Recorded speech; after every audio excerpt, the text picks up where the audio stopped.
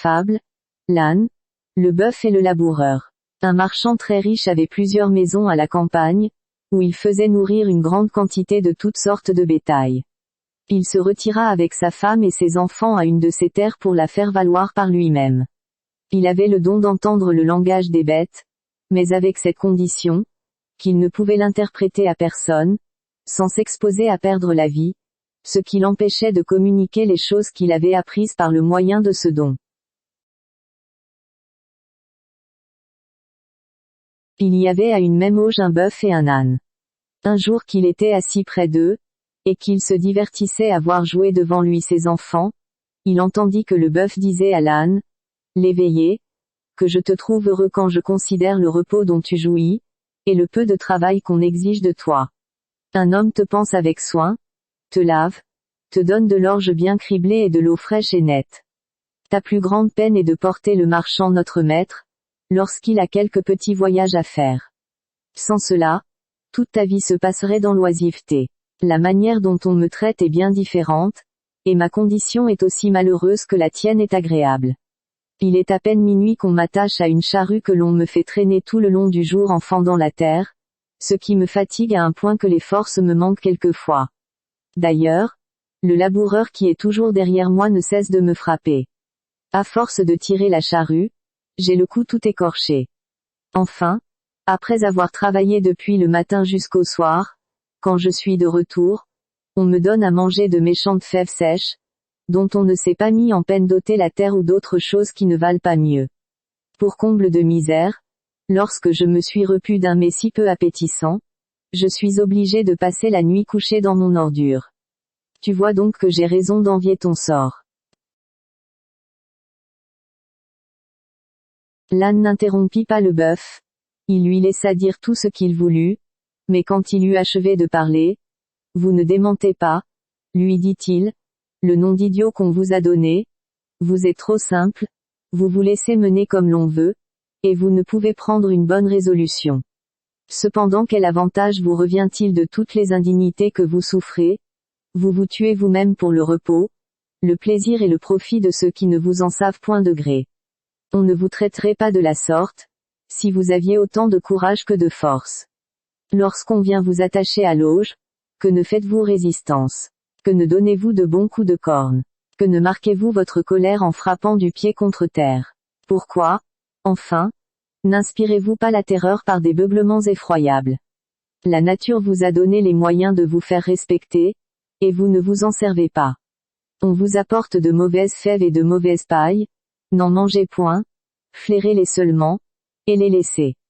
Si vous suivez les conseils que je vous donne, vous verrez bientôt un changement dont vous me remercierez. Le bœuf prit en fort bonne part les avis de l'âne, il lui témoigna combien il lui était obligé. Cher l'éveillé, ajouta-t-il, je ne manquerai pas de faire tout ce que tu m'as dit, et tu verras de quelle manière je m'en acquitterai. Ils se turent après cet entretien, dont le marchand ne perdit pas une parole. Le lendemain de bon matin, le laboureur vint prendre le bœuf, il l'attacha à la charrue, et le mena au travail ordinaire. Le bœuf, qui n'avait pas oublié le conseil de l'âne, fit fort le méchant ce jour-là, et le soir, lorsque le laboureur, l'ayant ramené à l'auge, voulut l'attacher comme de coutume, le malicieux animal, au lieu de présenter ses cornes de lui-même, se mit à faire le rétif et à reculer en beuglant, baissa même ses cornes, comme pour en frapper le laboureur. Il fit enfin tout le manège que l'âne lui avait enseigné.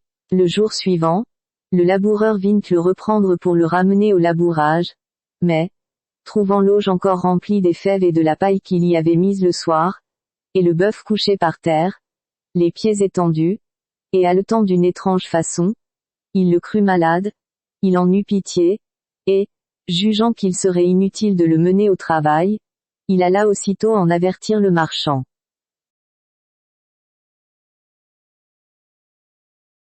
Le marchand vit bien que les mauvais conseils de l'éveillé avaient été suivis, et pour le punir comme il le méritait, « Va, dit-il au laboureur, prends l'âne à la place du bœuf, et ne manque pas de lui donner bien de l'exercice. » Le laboureur obéit. L'âne fut obligé de tirer la charrue tout ce jour-là, ce qui le fatigua d'autant plus qu'il était moins accoutumé à ce travail. Outre cela, il reçut tant de coups de bâton, qu'il ne pouvait se soutenir quand il fut le retour. Cependant le bœuf était très content, il avait mangé tout ce qu'il y avait dans son auge, et s'était reposé toute la journée. Il se réjouissait en lui-même d'avoir suivi les conseils de l'éveillé, il lui donnait 1000 bénédictions pour le bien qu'il lui avait procuré, et il ne manqua pas de lui en faire un nouveau compliment lorsqu'il le vit arriver. L'âne ne répondit rien au bœuf, tant il avait de dépit d'avoir été si maltraité. C'est par mon imprudence, se disait-il à lui-même, que je me suis attiré ce malheur, je vivais heureux, tout me riait, j'avais tout ce que je pouvais souhaiter, c'est ma faute si je suis dans ce déplorable état, et si je ne trouve quelque ruse en mon esprit pour m'en tirer, ma perte est certaine. En disant cela, ses forces se trouvèrent tellement épuisées, qu'il se laissa tomber à demi mort au pied de son auge.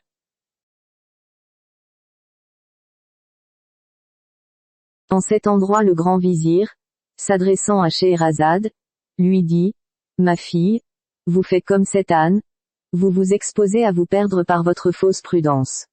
Croyez-moi, demeurez en repos, et ne cherchez point à prévenir votre mort. » Mon père, répondit Scheherazade, l'exemple que vous venez de rapporter n'est pas capable de me faire changer de résolution, et je ne cesserai point de vous importuner, que je n'ai obtenu de vous que vous me présenterez au sultan pour être son épouse. Le vizir, voyant qu'elle persistait toujours dans sa demande, lui répliqua, « Eh bien, puisque vous ne voulez pas quitter votre obstination, je serai obligé de vous traiter de la même manière que le marchand dont je viens de parler traita sa femme peu de temps après, et voici comment.